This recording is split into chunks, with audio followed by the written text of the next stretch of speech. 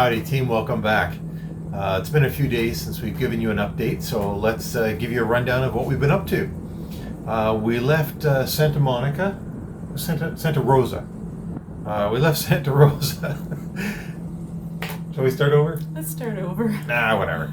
So we started in Santa Rosa, and we carried on. We went to St. Helena, and we saw Elms Haven. The home of Ellen White from 1900 to 1915, and that was pretty interesting. Learn a little bit more about her life and her life in that home. We carried on to San Francisco. We stopped at the Lucasfilm's office, and we got photos in front of the Yoda fountain, and the security guard told us go into the lobby behind the Yoda fountain, which we did, and so we were able to get photos with Darth Vader and R2-D2 and see a bunch of Stormtrooper, yeah, see a bunch of things from the movies, right? Like this was the lightsaber that Obi-Wan Kenobi used in episode 2 or whatever. So that was kind of neat. Then we carried on to San Jose. We stayed there for a couple of days, and it was while we were in San Jose I got my new seat, and we did a video on that a couple days back. And we saw the Winchester house. Now, up to this point in time, how would you characterize the wind and the rain and the weather that we had? Very present. Man, we arrived at a couple of these places, like, at least on the outside, soaked, right? Because it was raining. There was one day, it rained all day long, it felt like. Yeah. But how's our rain gear doing? Our rain gear is working. We are staying dry for the most part. I just feel bad when we walk into a place like a museum and we just stand there and drip everywhere. It's like, what do you do? Yeah. Now I will say, for those of you who are interested in getting the helmets we have, which is a Scorpion XO AT950, yep, that they advertise that the Faceshield has some sort of proprietary XYZ compound to prevent fogging. Lies. It doesn't work. Fail. Yeah. It still falls definitely out. Does not work. So we've ordered the visors that you can fit the pin lock visor inserts into, as well as the pin locks, and we'll be picking those up in San Diego next week. Because when it's good, but once it's not good, you can't see diddly squat. So that's not so good. But we survived getting through San Jose, and after San Jose, the weather's been pretty decent, I think. Yep. Yeah. We carried on to Santa Cruz, where we went to see the mystery spot. Now, Michael finds these really weird places to go to, and I followed along because we're a team, and I'm like, well, where are we going and why? And he says, you'll see. And I'm like, okay, I guess I will. I saw. So, I won't spoil the truth behind the mystery spot for you. I'll just say that if you're in the area, it's worth a visit. It's kind of cheesy. It's kind of hokey. It's $5 and it's cute. And the people that do the little tour, oh, it's $10? It was $10. I paid $10 for that? Yeah, but I got in for free, so it was like $5 average. Oh, okay. Sorry, guys. Okay. Yeah, so it's they probably had this sort of thing elsewhere. It was kind of neat. So, but it's the mystery spot, and it's out in the middle of nowhere. So, yeah, it was a nice drive, if nothing else. Then we carried on to San Simeon. We wanted to do Highway 1 down the coast and see Big Sur, but because of all the rain, there's been so many landslides that Highway 1 in that section has been closed for the last 2 months. So we had to go around. Yes. But we did stop in San Simeon, and while we were there, we went to see Hearst Castle. Now, we saw in San Jose the Winchester house, and in San Simeon we saw the Hearst Castle, right? So for those who aren't familiar with those two spots, what's the Winchester house? The Winchester house is a bizarre construction of stairs that go nowhere and doors that lead to like sheer drop-offs, and the lady that did it had issues, but she kept building and building on this house, so it was crazy. Very interesting though, like all the history behind it was really interesting, and it's a beautiful location. Okay, so that's the Winchester house. Now what about Hearst Castle? Hearst Castle was over the top opulent. It was built on the top of a hill. Like, you get to the bottom and you have to leave your vehicle there and you take a bus ride zigzagging all the way up the mountain. And then where you get to see zebras and like alpaca, some weird deer and like interesting animals, you get to the top and there's a massive pool and there's a lot of the buildings constructed with parts brought over from Europe. Like some of it's like 2,000 years old, 1,000-year-old columns, imported stuff. The Hearst family had just so much money, it was ridiculous, and it shows in the parts that we got to see. Very opulent. Both places, 160 rooms, give or take. Yeah. Ginormous facilities. Yeah. So the Hearst Castle was $30 each to get in. The Winchester Mystery House was $42 to get in. Mm-hmm. Now that you've been to both, Mm-hmm. of the two, if you had to pick, could you pick one? I would pick Hearst Castle. Bigger Okay. bang for the buck and so much to see. We went on one tour and I think they offered 7 or 8 different kinds of tours you could see. So we only saw a small part of it. There was a lot more that you can see there. But if you go on the basic tour that shows you the grand rooms, and it's impressive. And it was only $30. Okay. So does that mean you would tell people not to go to the Winchester Mystery House? No, if you just want to go, if you have a, what was it? You had your military ID. Did that help? That got me a little bit of discount, That yeah. got you a discount. I don't know. It's bigger bang for your buck or whatever, because it's also U.S. dollars and we're Canadians, so I have to keep grossing it up in my brain too. Like, what? How much? You know, it's funny, going through the Winchester Mystery House, I thought, wow, that was a lot of money to spend to see this. But the longer the tour went, the more value I saw in it, because the place was just so weird. So part of the history is that Sarah Winchester built the house. Now, her husband was, I don't know, Bob or Euripides Winchester, whatever his name was. He's the guy that was like the Winchester rifle guy, right? He built the repeating rifle that won the West, or whatever they say. Well, he died, their child died, a whole bunch of other people died. So Sarah left somewhere out east, came to the West Coast, With, to San Jose. $20 million or something? With $1 billion A lot of and money. significant psychological stress, I guess, from having lost all these family members, right? And I won't discount that, of course. But she was into some weird stuff. And some of her advisors, I'll say that term loosely, suggested that if she built this house and just kept building, the sound of the hammers would scare away evil spirits. And by making staircases that go to nowhere and doors that open to nowhere and confusing labyrinthine layout in the house, that the evil spirits would get lost or something like that. So she kept building and building and building. So Michael, was this your favorite? Did you like it more than the Hearst Castle? You know, the two are so different Yeah. that, like, it was nice enough. It was just weird. And I like weird. The Hearst Castle was, it was fancy. It was opulent. They spent way too much money on this place. But there were things about it I really liked. And so, if I had to choose between the two, that's tough. You know, based on cost, I would say Hearst, because Winchester, as awesome as it was, I think they could shave $10 off their admission price and still make it a good value.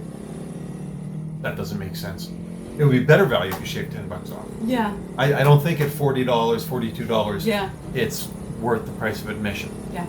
But having said that, the parking lot was full and all the tours were full, so obviously either everyone else believes differently or did the same thing I did and spent the money anyway. But we enjoyed those two places. Mm-hmm. And then we carried on. We went to Templeton, which is right near St. Simeon, for church on the weekend, and had a great opportunity to meet with Ralph Watson III, an ADRA ambassador.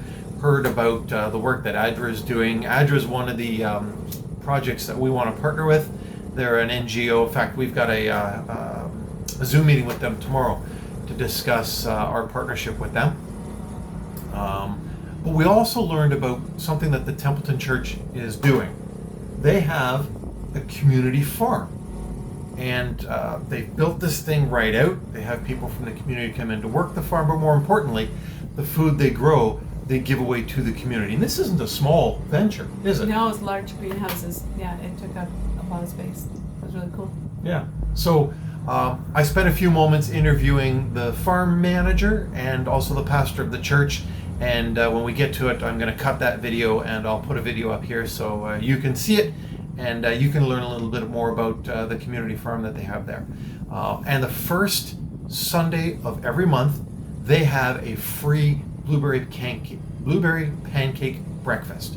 So if you're in Templeton, California, first Sunday of the month, go to the Templeton Hills SDA Church and get yourself a free pancake breakfast. Breakfast, not breadfast. I need more blueberries, maybe. I don't know, whatever it is. Anyway, go check it out. Say hi to the guys there and see what they're doing. They're doing some really good work there. We carried on from there, went through Ventura, ended up here in Los Angeles. Well, we're in the outskirts of Los Angeles. We got some advice from someone who suggested that the week prior to Easter is Semana Santa, Holy Week in Mexico. And this is a big holiday in Mexico where families go on vacation, they go to the beach, they go whatever they do anyway. So the hotels all get booked up, the roads all get clogged with tourists moving back and forth, and the advice we got was avoid Mexico during this time. Not because it's dangerous, but because... Just congested. It'll be harder to find hotels, the roads will be busier, the borders might be busier, so Semana Santa. Semana Santa. We'll be practicing our Spanish more as time goes on, and you'll start to hear that, I think, as we carry on. But yeah, so we're hanging out here just north of the border until after Easter, and then we'll, as Taco Bell says, make a run for the border and get down there to our first project.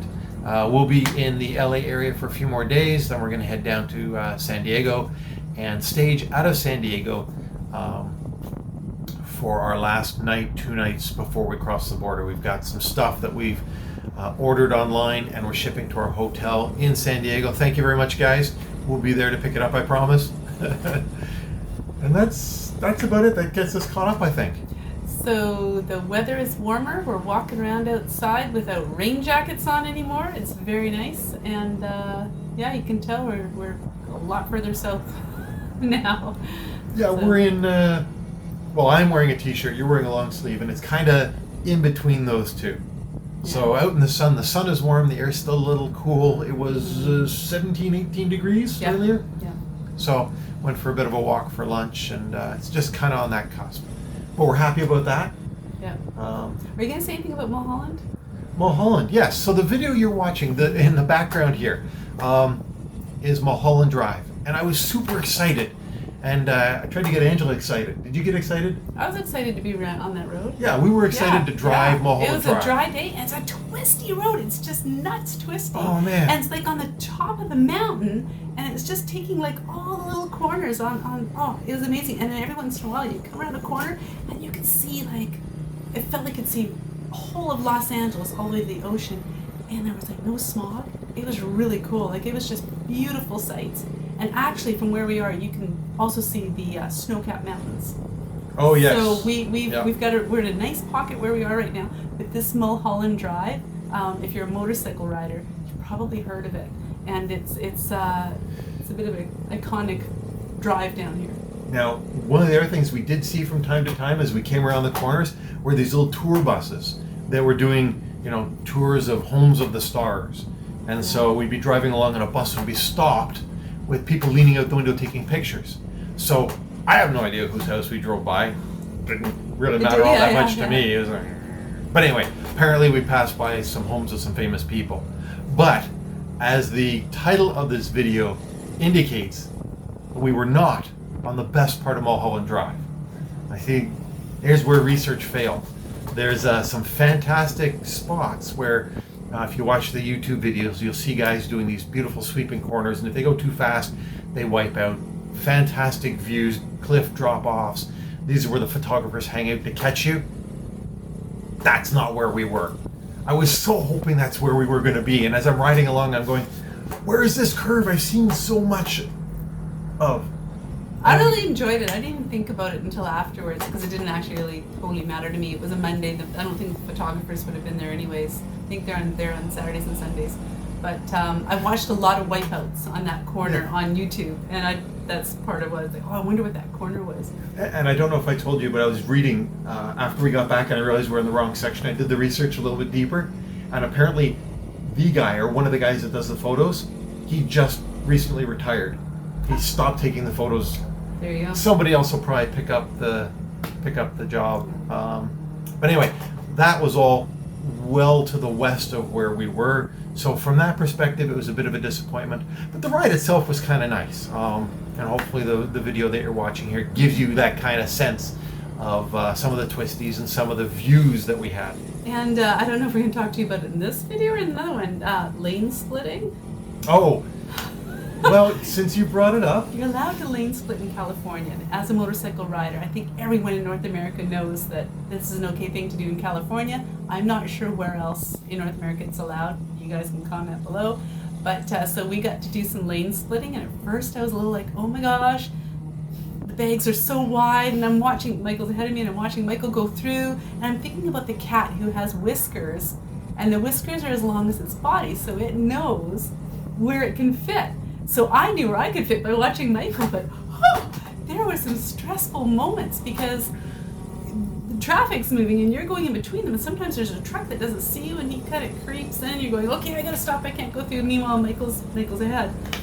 It was a lot of fun though. I'm getting the hang of it. It doesn't stress me out as much anymore. No, but you have to admit, it's really awesome. The drivers here in California are remarkably friendly in that regard. Driving down between cars, and the number of cars that actually move to make space for us. That was kind of a neat thing to see. 1 in 3, trucks, 1 in 4, even trucks, maybe. like some of the big trucks would actually, if they were rolling, they would give us some room. So there was a little bit of comfort in that. And then there's some people that are just like, I'm not moving. And like, okay. Nobody ever actually creeped over to block us. No. And I'm willing to bet the folks that didn't move probably didn't see us. Yeah. But yeah, it was fantastic. Going in between the lanes of traffic, we saved so much time when we were in stop and go traffic. Yeah. So California, thank you very much for having lane splitting. For all you drivers out there who are courteous enough to shift over and give a little bit more space, thumbs up to you as well. Yeah, it's absolutely fantastic.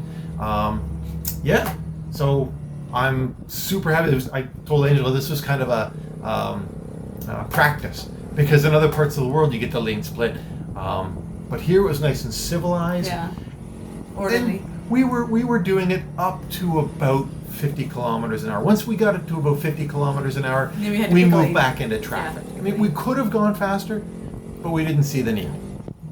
But yeah, when traffic was at a standstill or going, creeping along, we could not zip. We proceed with caution and prudence between. And I wish I'd had a camera for one quick, because Michael actually knocked over a traffic cone. He was so close in between getting things that one fell over, and I thought, oh, I wish I had that. So, but that was it. No contact, thank goodness, with anybody else. Yeah.